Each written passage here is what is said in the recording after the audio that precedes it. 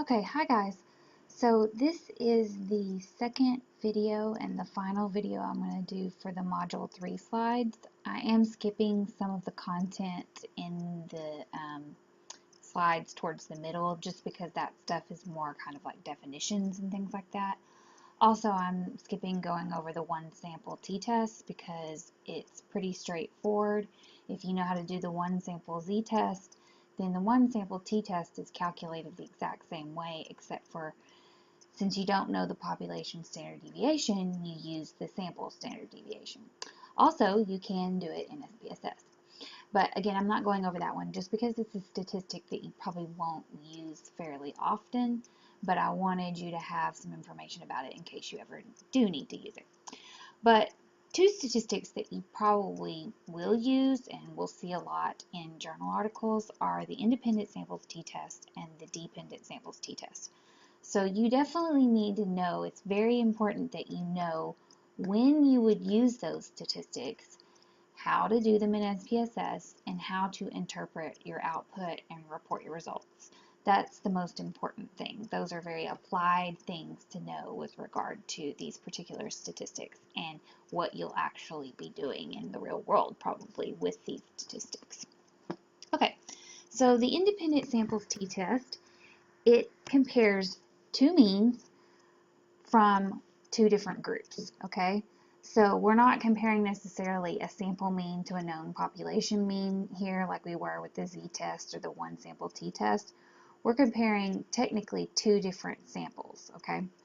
So the samples could be like males and females. It could be the control group versus the experimental group. It could be any of those scenarios. But we are comparing the mean from two different groups. So we're looking at, is there a difference in some quantitative variable as a function of what group someone was in, okay? So let's go over that real quick. Why is this freezing up? Okay, there we go. So let's go over the independent samples t-test. Okay, so you will have a categorical IV or quasi-independent variable, and it will have two levels. Okay, so that's when you'll use the independent samples t-test, is when your categorical IV has two categories. If you have more than two categories, then you won't be using this particular statistic. You also will need a DV that's quantitative because it would not make sense to get a mean for a categorical DV, okay? So you want to see if there's a difference between the means of the two groups or the two categories, all right? So let's look at our example here. A researcher wants to see if there's a significant difference between males and females in terms of math ability. He gets a random sample of 20 individuals and gathers information about whether they are male or female, and also records their score after having completed a standard math test. So he's going to compare the mean math test score for males to the mean math test score for females. This is an independent samples t-test because we do have a categorical IV that has two levels or two categories, okay, and that is gender. And we have a quantitative DV, which is what their math score was, okay?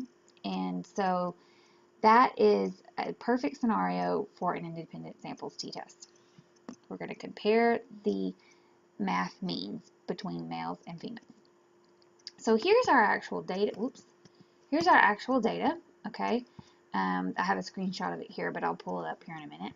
You're going to have the participant number, but you're also going to have the grouping variable, which gender is our grouping variable in this particular case. So ones represent males and twos represent females. I just know that because that's how I decided to code them in the data, okay? You would know how you want to code them in your data, and you would make a note, okay, well, I've designated ones as my males and twos as my females. And then here is their actual DV, the math score. So we're going to see if there's a difference in these mean, the mean for this group, males, than the mean for this group, females.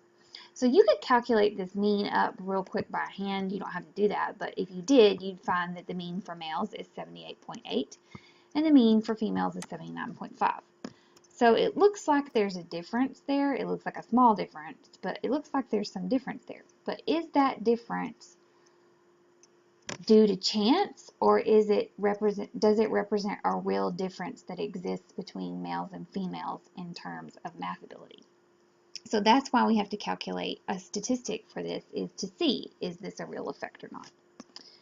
Okay, so I'm going to actually go over some assumptions real quick for this test before I go over how to do it in SPSS. So most statistical tests have assumptions that have to be met in order to run those tests and have confidence in the results. So for an independent samples t-test, the assumptions are that you randomly sampled from the population. So that's like a study design thing, like if you do your study appropriately, then you'll have met that assumption. You also have to have your quantitative variable be normally distributed, okay? We're going to assume that we've already tested that, but that's exactly what you learned how to do last week in the data screening assignment. You learned how to assess if a quantitative variable is normally distributed, and if it's not, one particular solution for that, okay? Another assumption of independent samples t-test is homogeneity of variance. So homogeneity of variance just says that the variances for the groups are the same. So here, let's pretend that these are our two groups. They're not, but let's pretend. Maybe this distribution back here is for males, and this distribution right here for females. So we would say that the variability in math scores for males is different than the variability in math scores for females, okay? So we would say that this assumption is not met if this were what it looks like. The assumption actually ends up being met for our particular example, but I'm just saying, like, this is what it looked like if it were not met, okay? So note that they would have different variances, but they'd actually probably have the same mean, okay? So the test of homogeneity of variance is that they're significant, like, if you're testing, do you have the same variances in those groups? Okay, so let's learn how to run the independent samples t-test in SPSS, and we'll also be able to test that assumption at the same time. So I'm actually going to go to my data here and just show you how to do it. You go to Analyze, Compare Means, and then you would go to Independent Samples t-test. Imagine that. You would want to, I'm going to reset this so you can see. You would want to put your DV, which is math score in this particular case, over in the test variable box. So your DV will always go there. And then your grouping variable, your IV, will always go in the grouping variable box. So under define groups, you would put what your codes are for the your groups. So I know I gave males a 1 and females a 2. So you just write what your codes are and you put them in order from smallest to largest. Okay, we're going to click continue and okay. Just so you know, if you ever forget what your codes are, hopefully you put them into your data set and they're under the values column in the variable view. If you click on this, it will show you. So if you click here, you can see males were 1, females were 2. Alright, but let's get back to our output. So here we have our output, and we can see that for our males, we had 10 males, okay? The mean math score for them was 78.8, and the standard deviation for this group was 15.41. So that tells us that the scores for males on average were 15.41 points away from the mean of 78.80 for males. The standard error of the mean tells us how far off we can expect a sample mean for males to be from the population mean of, for math scores for males.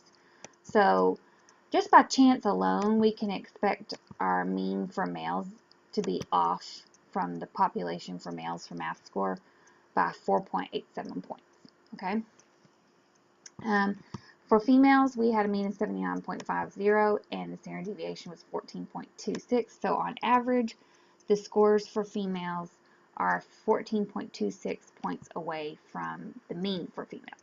So these scores are, you know, there's slightly less variability for our females than there is for our males. And then again, here's the standard error of the mean, tells you how far off you can expect the mean for females to be from the population mean just by chance alone when your sample size is 10. So the standard error has the sample size in the calculation, so it's always based on if you have that particular sample size, this is what your standard error will be. Okay, so when we go down here, the Levene's test is actually our test that tells us whether or not our assumption of homogeneity of variance is met. Okay, so homogeneity of variance, the way you tell if that's met is if your p-value or your significance value, as it's labeled in SPSS, if that's less than 0.05, then it does mean there's a significant difference. There's a significant difference between the variances in math scores for your two groups. So you really don't want this to be significant. You probably want your t-test, your actual test that you're running, to be significant, but you do not want this test to be significant. Okay, so as it happens, it's not. Okay, so that means we have met the assumption of homogeneity of variance. So since we have met it, we can report this line of statistics where it says equal variance is assumed. If this was significant, it would tell us that our groups have different variances and we would need to report this line. So this kind of would represent a corrected t that's a little bit more conservative. They're not actually different here since we don't have different variances, but this would represent kind of a corrected t that's a little bit more conservative and takes into account, oh, well, we have these different variances. Okay, so, but we're going to look here. So you can ignore what's under the confidence interval. We're not going to worry about that right now. But our t statistic ended up being negative 0.105. So I know just off the bat, just off the top of my head, that that's not statistically significant, okay? Because I've seen enough t statistics, but you can tell by looking here, okay? The p-value is not less than 0.05, so this t statistic is not statistically significant. If it was less than 0.05, then that would mean that we do have a statistically significant difference between these groups. Okay, so remember the t statistic is calculated by looking at the difference between the two means. So here's that actual difference. There's a difference of negative 0.70. So this is the numerator of our t-test divided by the difference that we can expect on average there to be just due to chance alone. So that is the standard error of the difference, and that would be 6.64. So just by chance alone, we can expect the means from these two groups on math score to be different by 6.64, okay? So look, our actual difference between our means was negative 0.70, so that's even smaller, okay? So in order to say that we have an effect and that it's not due to chance, we would want our difference between our means to be larger than what we can expect to get just by chance alone, because we want to be able to say that there's a real difference between males and females in terms of math score, and that it's not just a chance. It's not just the kind of difference that we could expect to get just by chance, like we happen to get some particularly adept females in our sample for math, and so particularly not so adept males in our sample for math. Okay, so we want it to be, if we get a statistically significant effect, we want to be able to say that it's a real difference and not just due to chance. Well, we can't say that here because our difference between our means, okay, is not larger than what we could expect to get by chance. Okay, so that is all the different things that you would interpret here, and here is how you would actually write it up. Okay, so you could, here's where I have it written up. So the results of an independent samples t-test revealed that there was no significant difference between our males, there's their statistics, and females, there's their statistics. You typically put those after you mention the groups, with regard to their math scores. So you put T, then your degrees of freedom in parentheses, which is right there, and then your actual T value, which I've rounded to 2 decimal points, okay? Then your p-value, which is labeled as your significance value in SPSS, and then your effect size. So I'm fixing to talk about how you calculate this particular type of effect size, which is Cohen's d. But before I do that, I want to show you one more thing. So again, remember our standard error of the difference was 6.64. So that means just by chance alone, we could expect on average to get a difference between the male math score, average math scores, and the female average math scores of 6.64. So I want to show you something here, and what I'm going to show you is, let's say that we have a distribution. This is the the population distribution for males and the population distribution for females for math scores, okay? And there's not really a difference in the means, but I couldn't put them directly overlapping, so I had to make them just kind of close. So let's say there's not really a difference. We could still expect to get a difference just by chance, okay? Because sometimes we might get some particularly not so good at math guys in our sample, and sometimes we might get some really good females or some good at math females in our sample, and so we would end up with a difference. It's just not a real difference. So sometimes we would end up with differences that are quite large in that sampling distribution of the difference between the means, okay? And sometimes we would end up with differences that are quite small. So just by chance alone, even if there's not a real difference out in the population, we can sometimes get a difference. So that's what that's saying, is that difference of 6.64, that's what you could expect to get just by chance alone and just by getting some random rare people in your sample, okay? So going back to this, I've talked about how you write up your results in APA format. The other thing I want to show you is how to get your effect size. So your effect size, that's on this screen. The way you calculate your Cohen's d is different for each particular t statistic, just like calculating the standard error for it is different. The formulas are slightly different from one to the next for how you calculate the t and how you calculate the effect size. But I'm not going to have you calculate it by hand because it's a little bit complicated and you won't really have to do that in real life. But what you do need to do is you have to have the mean, standard deviation, and sample size for your first group and the mean, standard deviation, and sample size for your second group. Now, it doesn't actually necessarily use the sample size for the standard or for the effect size because effect sizes are not based on sample sizes. But it does check that the sample sizes are equal so that it can calculate the effect size using a certain formula. If the sample sizes are not equal, then it uses a different formula. Okay, so when we put these in, which you can get all this information from your output, right? Your SPSS output, you can click calculate, and it's telling us that our Cohen's d is 0.047, okay? So I accidentally put 0.47 here, and I think I accidentally put it in the write-up as well. But 0.047 is a very small effect size. Here's the kind of standards. If it's 0.2, then it's small, 0.5 medium, 0.8 large. Well, this is very, very small, okay? Which makes sense because we didn't even technically have a statistically significant effect. So technically, we can't even say we've got an effect. And if we do have an effect, it's really, really tiny.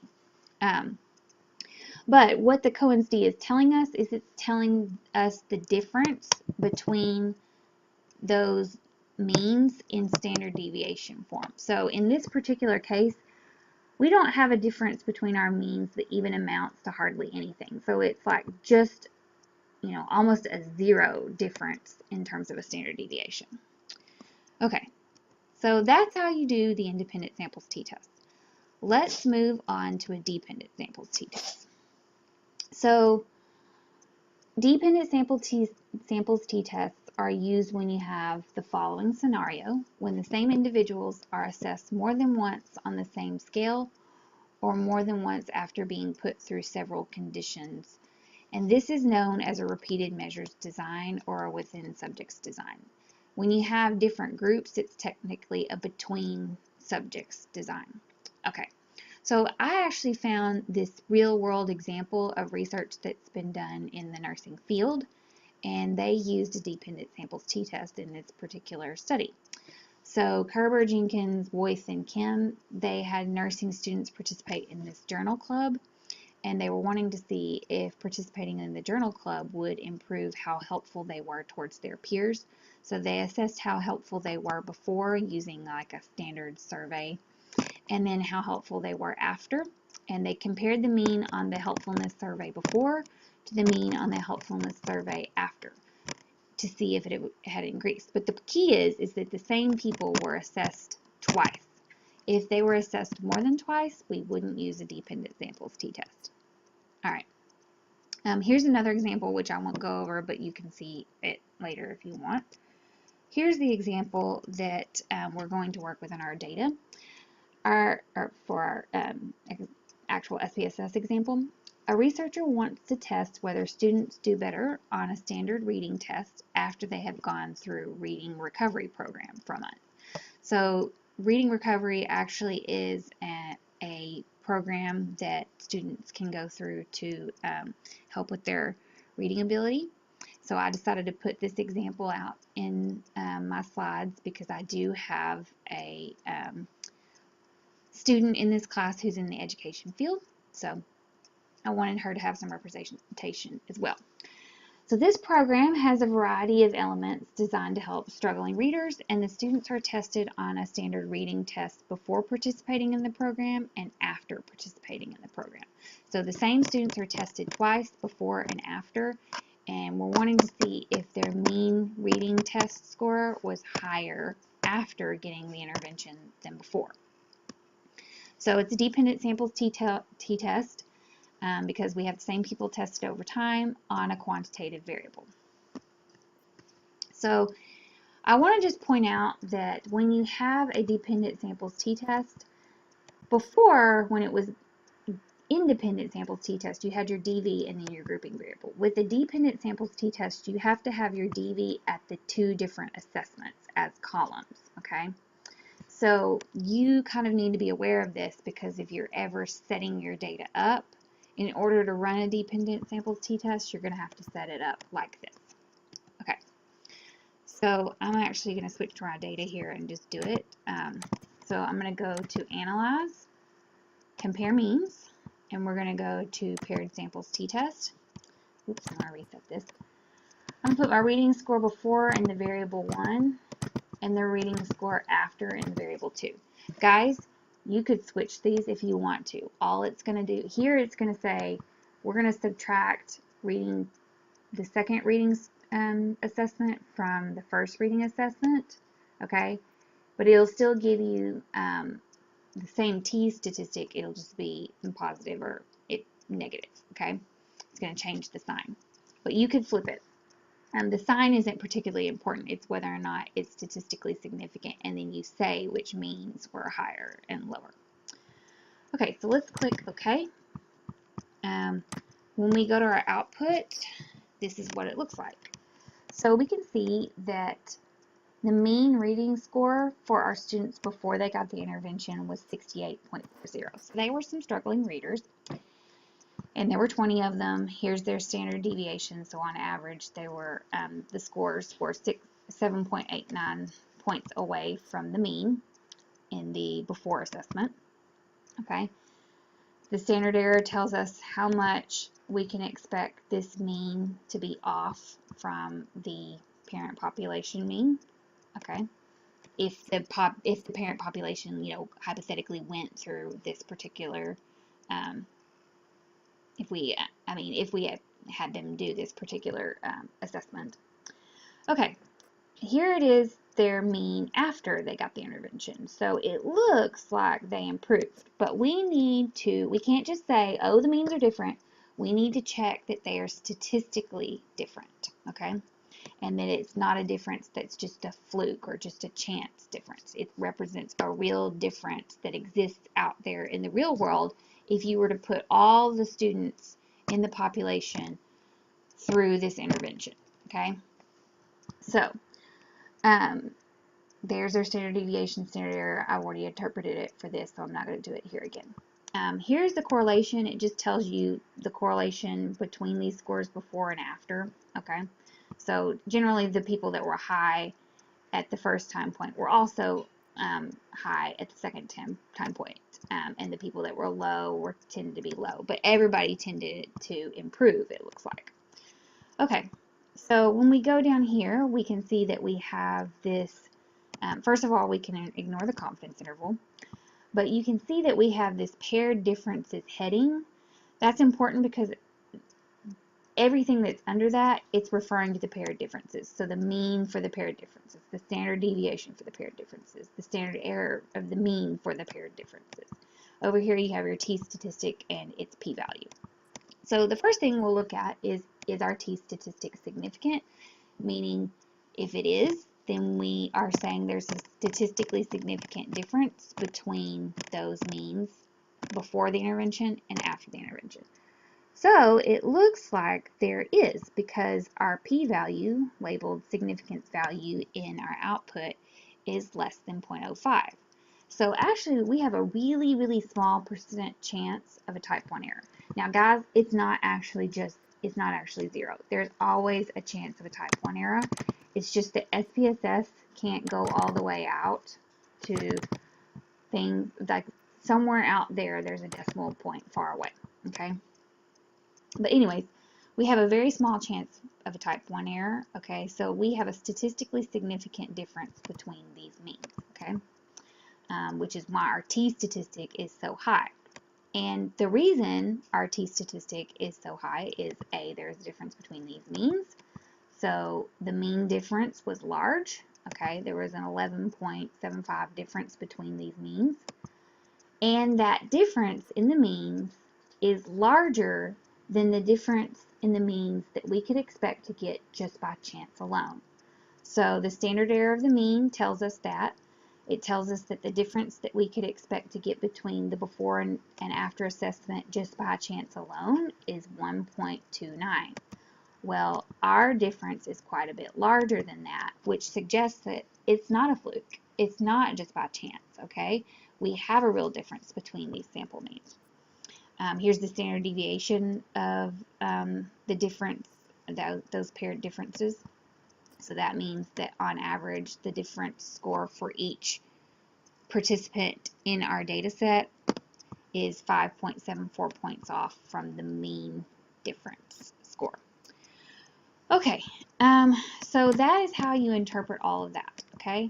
Now, the last thing I need to show you is how you get your effect size for the paired samples t-test, because unfortunately, SPSS gives us effect sizes for a lot of statistics. For whatever reason, it does not give us effect sizes for t-tests, so we have to calculate them. Okay, so let me go back to my slides so I can get to the actual data set. All of this is that I've kind of gone over is in the slides. So down here, if we go to this particular slide, it says getting the effect size for the dependent samples t-test. You could go to this particular website, okay? You're going to enter the mean and standard deviation for the first assessment, the mean and standard deviation for the second assessment for reading scores. Okay, so mean and standard deviation, mean and standard, let me kind of get it larger here. So you would enter in the mean and standard deviation for the first assessment and the mean and standard deviation for the second assessment. And you also enter in that correlation, okay? So all of this is in your output. It's right here, okay? Mean and standard deviation first assessment, mean and standard deviation for the second assessment, and there's the correlation.